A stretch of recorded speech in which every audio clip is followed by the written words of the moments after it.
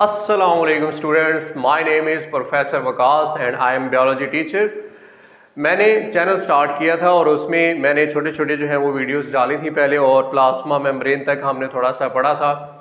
मैं आपको MD cat का पोर्शन जो है वो पढ़ाऊंगा और मेरा तकरीबन कोई 8 साल का एक्सपीरियंस है एमडी कैट को पढ़ाने का। पीएमसी जो सिलेबस अनाउंस करता है उसमें टॉपिक्स होते हैं, उसमें जो बड़ा इंपॉर्टेंट पहला टॉपिक है, मैं इसके यूनिट वाइज आपको पढ़ाऊँगा। पहला हमारा यूनिट होगा सेल का। सेल से रिलेटेड जितनी भी चीज़ें वो हम डिस्कस करेंगे, इसमें भी सिलेक्टिव टॉपिक्स हैं। तो सबसे पहले जो है वो हम बात करते हैं प्लाज्मा मेम्ब्रेन तक मैंने पढ़ाया था और उसकी हमने लास्ट टाइम स्ट्रक्चर जो है उसको डिस्कस किया था। और स्ट्रक्चर में हमने दो मॉडल्स देखे थे। एक यूनिट मेम्ब्रेन मॉडल था और दूसरा फ्लूइड मोज़ेक मॉडल था। आज फ्लूइड मोज़ेक मॉडल जो है उसको मैं डिटेल से पढ़ाने जा रहा हूँ और मैं हर टॉपिक को बहुत ज़्यादा डिटेल से पढ़ाऊँगा ताकि कोई कसर रह ना जाए आप लोगों की तैयारी के लिए। अब उसमें फ्लूइड मोज़ेक मॉडल जो है उसमें जो एक टर्म यूज हो रही है ना, फ्लूइड, और हम कहते हैं प्लाज्मा मेम्ब्रेन जो है इसके अंदर फ्लूइडिटी होती है, फ्लूइड है।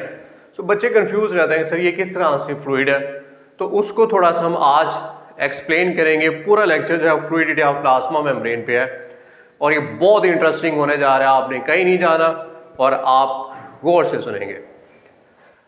अगर हम बात करते हैं the structure of plasma membrane, और उसमें हमने एक मॉडल जो है वो पढ़ा हुआ है, this is fluid mosaic model. Fluid mosaic model में दो टर्म्स यूज की गई हैं, ये आपने याद रखना है। इसमें जो पहली टर्म है ये है fluid, first term is fluid, और जो दूसरी टर्म है दिस इज मोज़ेक। आपने याद ये रखना है कि जो फ्लूइड की टर्म है ये यूज की गई है लिपिड के लिए, और इसी तरह से मोज़ेक की जो टर्म है ये यूज की गई है प्रोटीन के लिए। मोज़ेक का मतलब होता है स्कैटर्ड फॉर्म में, बिखरी हुई। तो ये आपसे एमसीक्यूज में पूछा जा सकता है कि फ्लूइड मोज़ेक मॉडल में फ्लूइड की टर्म जो है वो किसके लिए यूज हुई है, मोज़ेक की टर्म जो है वो किसके लिए यूज हुई है। नेक्स्ट हम बात करते हैं कि सर प्लाज्मा मेम्ब्रेन कैसे फ्लूइड हो सकती है। इमेजिन करें आपके पास एक शीशे का ग्लास है और शीशे के ग्लास में पानी पड़ा हुआ है। आपने पानी लिया है और आप क्या करें कि एक स्टोन जो है उस पानी के अंदर फेंके। वो स्टोन आराम से पानी को क्रॉस करते हुए बॉटम पे बैठ जाएगा। इसका मतलब है जो चीज़ फ्लूइड होती है उसमें से चीज़ें आराम से गुजर सकती हैं। अब आप सेम यही उस पानी को जो कि ग्लास के अंदर है उसको अगर आप बर्फ़ में कन्वर्ट कर दें और आइस जब वो बन जाए, फिर आप उसके ऊपर जो है वो स्टोन फेंके। अब स्टोन जो है ना वो उसको क्रॉस नहीं करेगा बल्कि टॉप पे रह जाएगा, बॉटम में नहीं जाएगा। क्योंकि आइस सॉलिड है। तो अगर प्लाज्मा मेम्ब्रेन को अल्लाह पाक ने सॉलिड फॉर्म में बनाया होता तो चीज़ों का एक्सचेंज जो है ना वो बड़ा मुश्किल हो जाना था।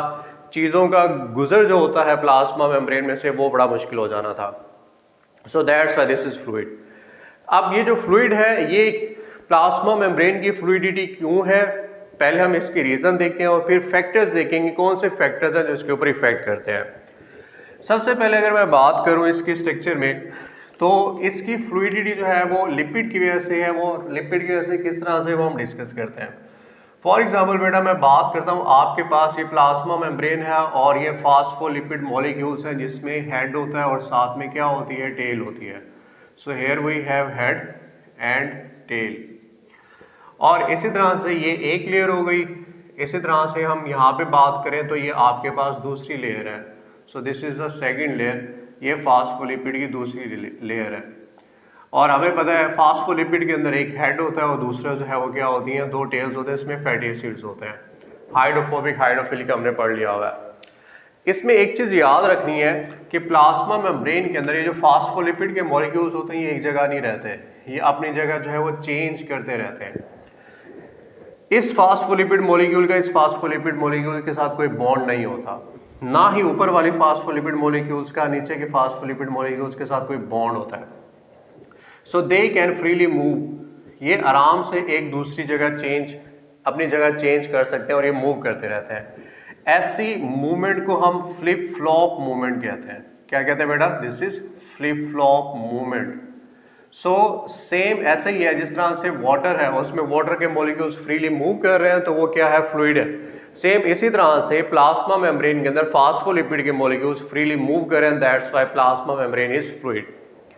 नाउ क्वेश्चन इज कि सर अगर तो प्लाज्मा मेम्ब्रेन जो है वो फ्लूइड है तो ये अपनी स्टेबिलिटी को कैसे मेंटेन कर सकता है।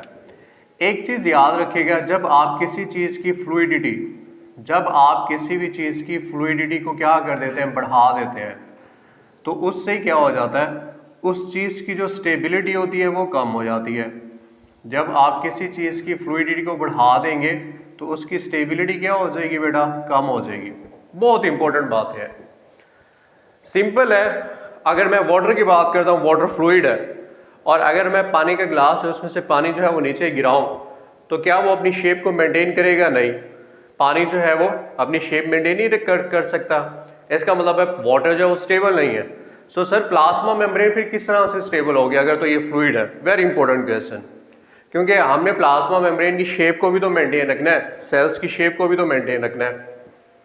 सो इसमें आप याद रखिएगा, स्टेबिलिटी ऑफ प्लाज्मा मेम्ब्रेन या फ्लूइडिटी ऑफ प्लाज्मा मेम्ब्रेन जो है वो दो चीज़ों पे डिपेंड कर रही होती है।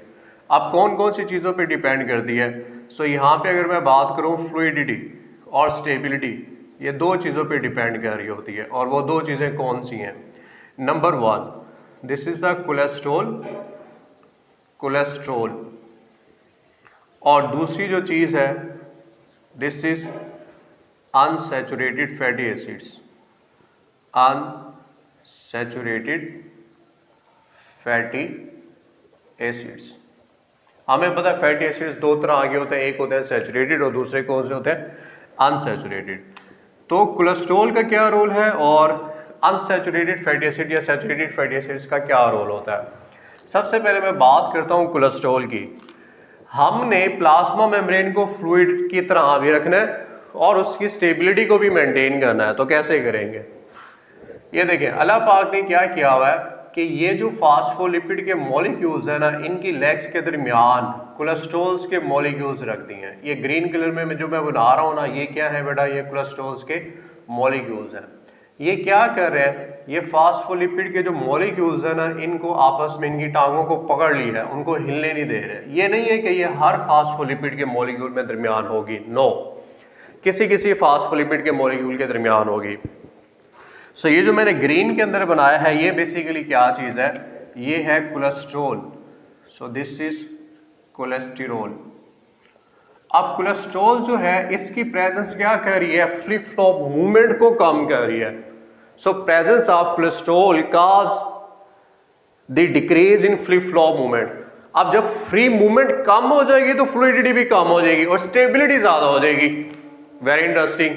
अगेन, कोलेस्ट्रॉल अगर प्रेजेंट है, फ्लिप फ्लॉप मूवमेंट कम हो जाएगी, and when there will be the low flip flop movement, उससे क्या होगा कि फ्लूइडिटी कम हो जाएगी।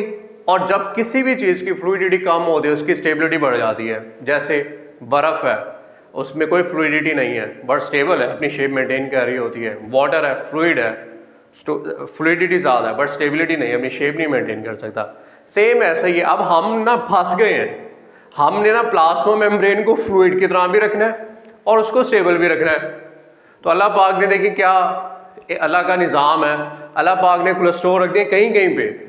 वो क्या कर रहे हैं? वो फास्फोलिपिड की मूवमेंट्स को रोक रहे हैं। उससे क्या हो रहा है? फ्लूइडिटी कम हो रही है, स्टेबिलिटी बढ़ रही है।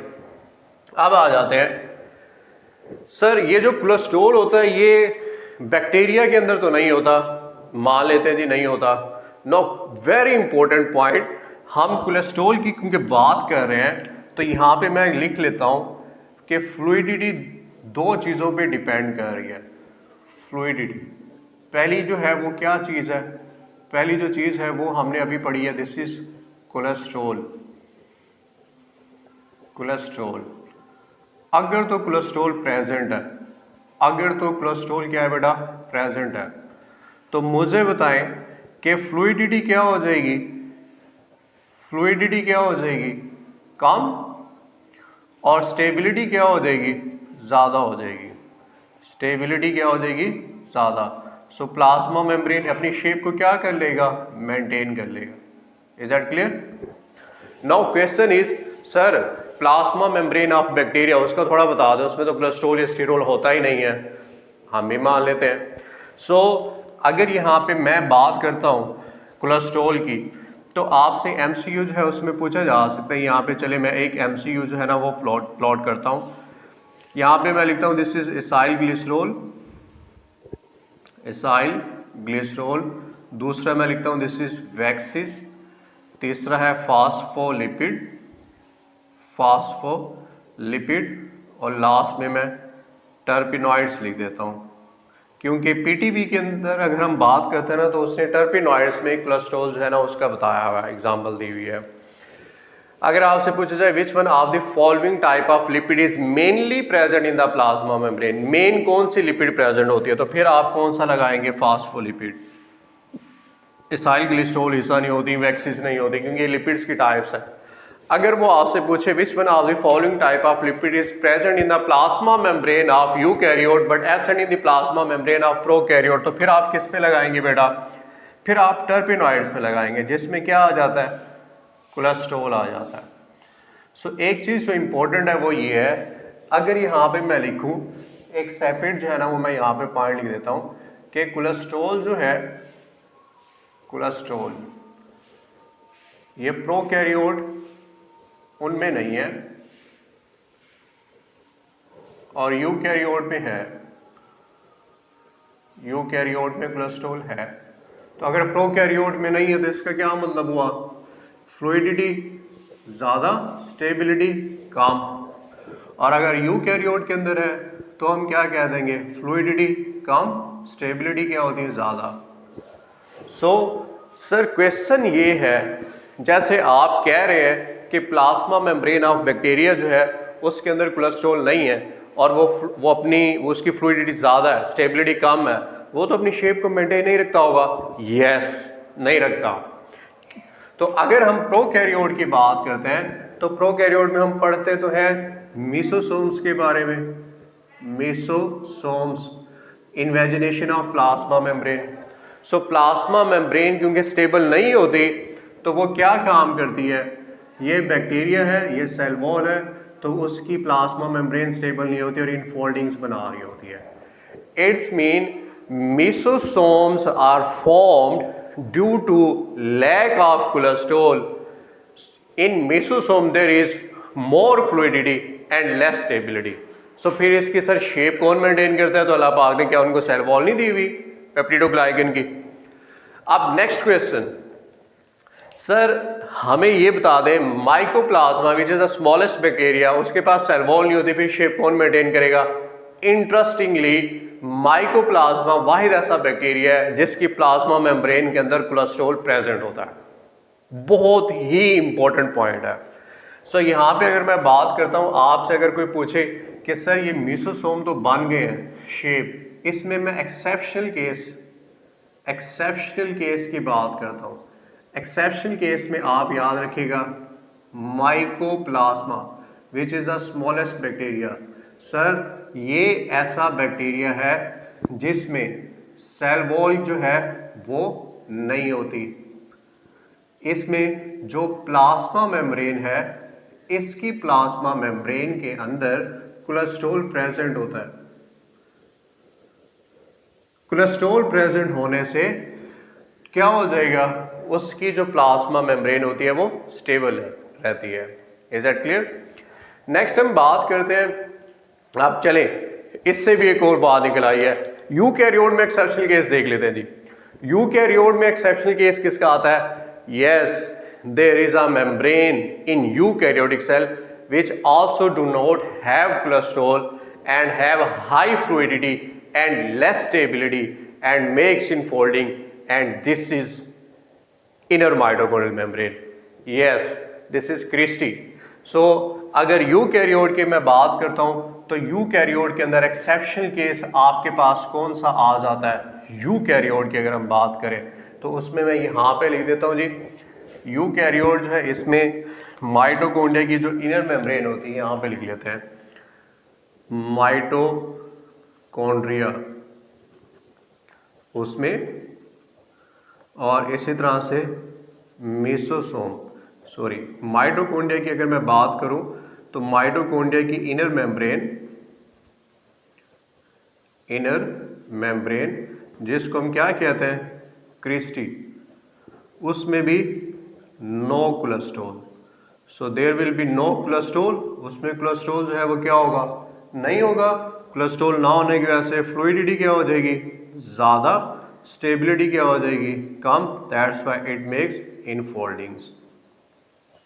सो अब इंटरेस्टिंग बात एक और बताता चलो आप लोगों को, हमने पढ़ा ये हुआ है कि ये एनालॉगस स्ट्रक्चर्स है। अगर मैं बात करता हूँ कि क्रिस्टी इनर माइटोकॉन्ड्रियल मेम्ब्रेन और मेसोसोम का फंक्शन क्या है, दोनों का सेम फंक्शन है एरोबिक रेस्पिरेशन में, इलेक्ट्रॉन ट्रांसपोर्ट चेन या रेस्पिरेटरी चेन दोनों ये परफॉर्म करते हैं। दोनों की कंपोजिशन के अंदर आ जाए तो दोनों की कंपोजिशन जो है वो भी सेम है, उसके अंदर भी कोलेस्ट्रॉल नहीं है और उसके अंदर भी कोलेस्ट्रॉल नहीं है। सो ये मैंने कुछ एक्सेप्शनल केसेस बैक्टीरिया में भी और यूकैरियोट में बता दिए। अब कोलेस्ट्रॉल के बाद दूसरे नंबर पे हम जो डिस्कस करने जा रहे हैं वो हम डिस्कस करेंगे फैटी एसिड्स के बारे में। So here we have fatty acids. तो ये मैं बहुत पते के पॉइंट्स बता रहा हूँ बेटा, बहुत पते के पॉइंट्स बता रहा हूँ। जो बच्चे पढ़ने वाले हैं, जो बच्चे एक लगन रखते हैं, एमडी कैट जो है उसको अच्छे से पास करना चाह रहे हैं, बहुत डिटेल में चीज़ों को पढ़ना चाह रहे हैं, तो उनके लिए ये राइट प्लेटफॉर्म है। एफएससी के भी मैं बनाऊंगा, काफ़ी सारे स्टूडेंट्स मुझे कह रहे हैं कि सर एफएससी जो है वो भी स्टार्ट करें। मैं बहुत जल्द जो है वो एफएससी और उसके सिंपल लेक्चर्स एफएससी के लेवल के वो भी इंशाल्लाह बनाना स्टार्ट कर दूंगा। सेक्शंस बनाऊंगा, हर चैप्टर के लेक्चर नंबर्स मेंशन होंगे, चैप्टर नंबर्स मेंशन होंगे, आप जो है ना वो फर्स्ट ईयर सेकेंड ईयर के भी लेक्चर्स अटेंड कर सकेंगे। फिलहाल हम पहले स्टार्ट में कुछ एमडी कैट के टॉपिक्स की वीडियोस बनाएंगे। फैटी एसिड्स की टाइप्स होते हैं जी, there are two types of fatty acids. एक होता है जी saturated fatty acid, saturated which have no double bond, no double bond. दूसरा जो होता है उसको हम कहते हैं this is unsaturated fatty acid. Second one is unsaturated fatty acids, fatty acids. Unsaturated fatty acids कौन से होते हैं, they have up to 6 double bonds. इनमें 6 डबल बॉन्ड्स है ना वो प्रेजेंट होते हैं। हमने ये पढ़ा हुआ है कि जो अनसैचुरेटेड फैटी एसिड्स होते हैं उनमें डबल बॉन्ड होने की वजह से उनका जो मेल्टिंग पॉइंट होता है वो बहुत ज़्यादा डिक्रीज हो जाता है। अब ऑब्वियस सी बात है, यहाँ पे अगर मैं थोड़ा सा बना दूँ, यहाँ पे मैं लिखता हूँ this is saturated fatty acid और दूसरा मैं लिखता हूँ अनसैचुरेटेड फैटी एसिड्स। अब सैचुरेटेड फैटी एसिड्स की अगर हम बात करें, थोड़ा सा इसको गैप से बनाते हैं, here we have unsaturated fatty acid. Saturated fatty acids ऐसे होते हैं, सैचुरेशन का मतलब होता है भर देना, दो टर्मिनल कार्बन, क्योंकि फैटी एसिड हम आगे डिटेल से पढ़ेंगे, बस ये याद रखिएगा जो टर्मिनल कार्बन होती है ना उनको छोड़ के दरमियान वाली जितनी भी कार्बन हैं उनके अंदर डबल बॉन्ड हो तो वो अनसैचुरेटेड होती है। अब सैचुरेटेड में बात करता हूँ 1 2 3 4, ये 4 कार्बन वाली है क्योंकि हमें पता है इवन नंबर ऑफ कार्बन होते हैं। इसमें बेटा मैं यहाँ पे बना देता हूँ CH3, वैलेंसी पूरी हो गई है कार्बन की, यहाँ पे CH2, यहाँ पे भी CH2। ये जो दरमियान वाले 2 कार्बन है ना टर्मिनल कार्बन को छोड़ के, इसमें मैं जितने हाइड्रोजन आयंस भर सकता था मैंने भर दिए हैं। उसकी वजह से क्या होगा, CH बॉन्ड जितने ज़्यादा होंगे उनको मेल्ट करने के लिए हीट ज़्यादा देना पड़ेगी, तो इनके मेल्टिंग पॉइंट ज़्यादा होते हैं। सो इनके मेल्टिंग पॉइंट क्या होंगे बेटा, ज़्यादा। जैसे कि हम पढ़ रहे होते हैं ना, स्टीरिक एसिड 70 डिग्री सेल्सियस पे जाके, पारमिटिक एसिड 63 डिग्री सेल्सियस पे जाके मेल्ट होती है, तो रूम टेम्परेचर में तो सॉलिड फॉर्म में होगी, रूम टेम्परेचर 25 कंसीडर किया जाता है। अनसैचुरेटेड फैटी एसिड का याद करें, याद रखिएगा इनके मेल्टिंग पॉइंट बहुत कम होते हैं। अब सेम ऐसे ही मैं 4 कार्बन वाली बनाता हूँ, 1 2 3 4, C डबल बॉन्ड OH। यहाँ पे मैं डबल बॉन्ड बनाता हूँ टर्मिनल कार्बन के अलावा, अदर देन टर्मिनल कार्बन। इसमें मैं कितने हाइड्रोजन और भर सकता हूँ, 3 भर सकता था, मैंने भर दिए। इसमें मैं 2 भर सकता था, मैंने भर दिया ऊपर वाली में। इसमें भी 2 भर सकता था। जितने आप भर सकते हैं भर दें तो वो सैचुरेटेड होता है। सैचुरेशन का मतलब होता है भर देना। यहाँ पे अगर मैं बात करूँ अनसैचुरेटेड फैटी एसिड्स, इस कार्बन में मैं 2 हाइड्रोजन और भर सकता था कार्बन चेन के अलावा, कार्बन कार्बन चेन। पर अब मैं उतने नहीं भर सकता क्योंकि 3 बॉन्ड ऑलरेडी बने हुए, तो एक हाइड्रोजन भर दूंगा, इसमें भी एक हाइड्रोजन भर दूंगा। मैं जितने हाइड्रोजन भर सकता था मैं नहीं भर सका, तो मैं कहूँगा मैंने सैचुरेशन नहीं की। पानी का गिलास फुल भर के लाएं, सैचुरेटेड है, आधा भर के लाएं, अनसैचुरेटेड है। अगर तो आप मिडिल कार्बन्स के अंदर जितने हाइड्रोजन आइंस भर सकते हैं नहीं भर पाएंगे तो वो अनसैचुरेशन रह जाएगी। अब इसमें CH बॉन्ड कम हो गए, तो इनको मेल्ट करने के लिए टेम्परेचर जो है वो भी कम देना पड़ेगा, तो इनका मेल्टिंग पॉइंट लो होता है। रूम टेम्परेचर में ये हमेशा क्या होते हैं, लिक्विड फॉर्म में होते हैं, हमने पढ़ा हुआ है, आगे भी इसको डिटेल से पढ़ेंगे। आप एक चीज़ याद रखिएगा, अगर आप चाहते हैं कि प्लाज्मा मेम्ब्रेन जो है इसकी फ्लूइडिटी बढ़ जाए, अगर तो सॉलिड हो गई है, अगर आप चाहते हैं कि इसकी फ्लूइडिटी बढ़ जाए तो आपको उसके अंदर अनसैचुरेटेड फैटी एसिड बढ़ाना पड़ेंगे, अनसैचुरेटेड फैटी एसिड्स बढ़ाना पड़ेंगे। अनसैचुरेटेड फैटी एसिड्स वो तो बहुत ही कम टेम्परेचर में भी क्या हो जाता है, लिक्विड फॉर्म में हो जाते हैं। तो प्लाज्मा मेम्ब्रेन को फ्लूइड फॉर्म में रखने के लिए सबसे फेवरेबल जो फैटी एसिड्स होंगे वो अनसैचुरेटेड फैटी एसिड्स होंगे। It's mean when you increase the unsaturation, the fluidity of plasma membrane increase but stability of plasma membrane decrease। एक दूसरे से लिंक करनी है आपने चीजें बस। अब देखें यहां पे मैं बात करता हूं, for example unsaturated fatty acids, वो आपको पता ना फास्फोलिपिड की टेल के अंदर होती हैं। यहां पे मैं बात करता हूं, ये एक MCQ जो है वो हम यहां पे लिखते हैं अल्फा बीटा चार्ली डेल्टा। ये फास्फोलिपिड पहले मैं बनाता हूं दोनों लेग्स बिल्कुल सीधी, इसमें मैं एक लेग को टेढ़ा कर देता हूं, एक ठीक रहेगी। तीसरी के अंदर मैं क्या करता हूं, 2 लेग्स टेढ़ी कर देता हूं, ये भी टेढ़ी कर दी, ये भी टेढ़ी कर दी, और डेल्टा के अंदर मैं एक लेग बहुत ज्यादा टेढ़ी कर देता हूं। ये फास्फोलिपिड मॉलिक्यूल्स हैं। Is that clear? अब यहां पे अगर मैं सबसे पहली वाली बात करूं, जब लेग्स फास्फोलिपिड मॉलिक्यूल क्या होता है, फास्फोलिपिड मॉलिक्यूल की अगर मैं यहाँ पे बात करूँ, ये फास्फोलिपिड मॉलिक्यूल है जिसमें 2 टेल्स होते हैं और हेड होता है। हेड जो है ये हमने पढ़ा हुआ, ये हाइड्रोफिलिक होता है। ये आगे हम डिटेल से इसको पढ़ेंगे जब हम फैटी एसिड में फास्फोलिपिड पढ़ेंगे। और ये टेल होती है, हेड है, और ये क्या है, टेल, और ये क्या होती है, हाइड्रोफोबिक होती है, फैटी एसिड्स की बनी होती है। अगर तो टेल्स दोनों लेग्स जो है वो सीधी हो तो वो उसमें सैचुरेटेड फैटी एसिड्स होते हैं, कोई डबल बॉन्ड नहीं होते। अगर डबल बॉन्ड आ जाए तो वो कौन सी हो जाती है, अनसैचुरेटेड। उसमें फिर हम लेग टेढ़ी कर देते हैं। आपकी बुक में ना PTP की बुक में उसने एक लेग इसको टेढ़ी किया हुआ है, एक लेग को उसने टेढ़ा किया हुआ है। ये जहाँ पे टेढ़ी हो रही होती है ना, यहाँ पे बेसिकली डबल बॉन्ड होता है। जहाँ पे लेग टेढ़ी होती है ना वहाँ पे बेसिकली क्या होता है बेटा, डबल बॉन्ड होता है। ये डबल बॉन्ड है, उसकी वजह से लेग टेढ़ी हो जाती है। टेढ़ी लेग है, डबल बॉन्ड है, अनसैचुरेटेड है, मेल्टिंग पॉइंट लो होगा, रूम टेम्परेचर में फ्लूइड फॉर्म में होंगे तो फ्लूइडिटी इंक्रीज हो जाएगी। अब यहाँ पे मैंने कुछ सिंबल्स बनाए हैं, ये आपसे पूछे जा सकते हैं कि इसमें से किसका मेल्टिंग पॉइंट ज़्यादा है, किसकी फ्लूइडिटी ज़्यादा है, किसकी फ्लूइडिटी कम है, स्टेबिलिटी ज़्यादा कम, एंड सो ऑन। पहले तो इनके नाम देख लेते हैं। इसको हम कहेंगे सैचुरेटेड, ये ऐसे फास्फोलिपिड है इसमें सैचुरेटेड फैटी एसिड्स है। इसमें एक लेग टेढ़ी की है, इसको हम कहेंगे मोनो अनसैचुरेटेड। दूसरी में हमने दोनों लेग्स में एक एक डबल बॉन्ड, इसको डाई अनसैचुरेटेड नहीं कहेंगे। डाई तब कहते हैं जब एक लेग के अंदर 2 दफा ही टेढ़ा हो जाता, फिर मैं कहता डाई। अब दोनों साइड पे एक एक डबल बॉन्ड है, 2 बोथ साइड पे मोनो अनसैचुरेटेड, एक एक डबल बॉन्ड। इसका नाम पड़ जाएगा 2 मोनो अनसैचुरेटेड।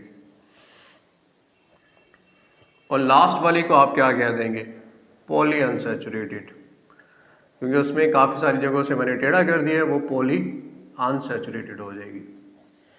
अब ज़रा आपने गौर से सुनना है मेरी बात को, क्योंकि ये अगर हम सेकेंड ईयर में PTP की बात करते हैं तो सेकेंड ईयर के अंदर चैप्टर नंबर 15 जो है उसके अंदर दिया हुआ है, जहाँ पे थर्मो रेगुलेशन इन प्लांट्स दिया हुआ है ना, तो उसमें लिखा हुआ है कोल्ड टेम्परेचर के ऊपर अगर टेम्परेचर जो है वो ठंडा हो जाता है तो प्लाज्मा मेम्ब्रेन जो है वो फिर सॉलिड होना स्टार्ट हो जाती है, तो वो फिर क्या करते हैं, अनसैचुरेशन बढ़ा देते हैं, अनसैचुरेटेड फैटी एसिड, जो कि बहुत कम टेम्परेचर में भी फ्लूइड फॉर्म में हो सकती है। अब यहाँ पे जो सबसे इम्पोर्टेंट है वो मैं ये थोड़ा सा इसको यहाँ से रेस करता हूँ, और रेस करके यहाँ पे हम कुछ पॉइंट्स हैं वो लिखने जा रहे हैं जो कि बहुत इंपॉर्टेंट पॉइंट्स हैं। ज़रा गौर से सुनिएगा, बड़े इंटरेस्टिंग से हैं।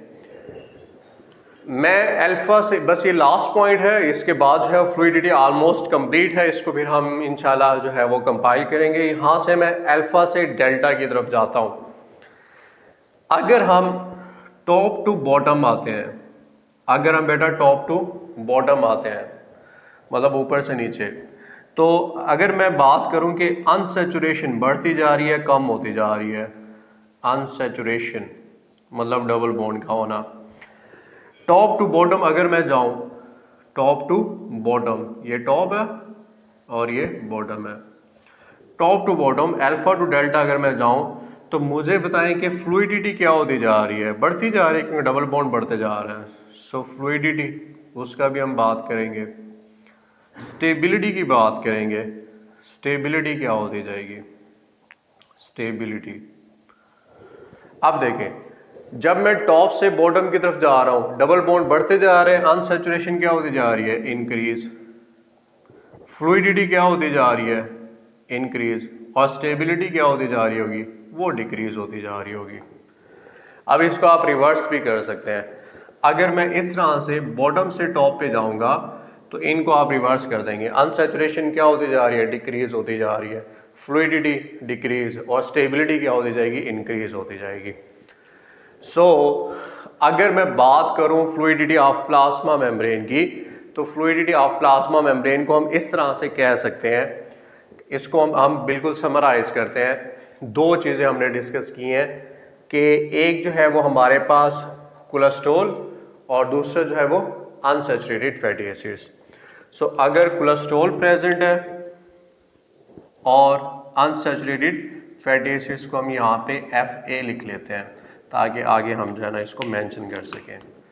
सो अनसैचुरेटेड फैटी एसिड्स, अगर ये प्रेजेंट है कोलेस्ट्रॉल, फिर क्या होगा, so if the cholesterol is present then the fluidity decrease and stability increase, and when we have unsaturated fatty acid in the plasma membrane then fluidity, क्योंकि unsaturation है, fluidity increase but stability वो decrease होती जाएगी।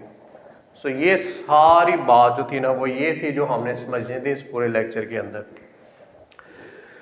सो I hope कि आपको ये जो पूरा लेक्चर है ये अच्छे से समझ आया होगा, और आज आपको पता चला होगा कि व्हाट इज फ्लूइडिटी, के प्लाज्मा मेम्ब्रेन के अंदर फ्लूइडिटी है क्या, प्लाज्मा मेम्ब्रेन के अंदर फ्लूइडिटी को मेंटेन कैसे किया जाता है, और कौन से ऐसे फैक्टर्स हैं जो प्लाज्मा मेम्ब्रेन की फ्लूइडिटी के ऊपर इफेक्ट कर रहे होते हैं। कल नेक्स्ट जो लेक्चर होगा इंशाल्लाह, उसके अंदर मैं आप लोगों को जो है वो प्लाज्मा मेम्ब्रेन जो है उसमें जो प्रोटीन्स की टाइप्स हैं, वो पेरिफेरल प्रोटीन्स वो हम डिस्कस करेंगे, इंटेग्रल प्रोटीन्स उसको हम डिस्कस करेंगे, फिर इंटेग्रल प्रोटीन्स की टाइप्स, पंप्स पढ़ेंगे, चैनल्स उनको डिस्कस करेंगे, और लास्ट जो है उसमें हम फिर इसकी ब्रीफ जो फंक्शंस होते हैं प्लाज्मा मेम्ब्रेन के उसको डिस्कस करेंगे। सो तब तक के लिए मुझे इजाज़त दें। बायोविक के नाम से मेरा यूट्यूब चैनल है, BIO BioVICK विक। तो बायोविक को अभी सब्सक्राइब करें, अपने स्टूडेंट्स के साथ, अपने दोस्तों के साथ इसको शेयर करें, लाइक करें, सब्सक्राइब करें, कमेंट करें। मैंने अपना व्हाट्सएप नंबर भी दिया हुआ है डिस्क्रिप्शन में, आप मुझसे कांटेक्ट करके कोई क्वेश्चंस हो जो इससे रिलेटेड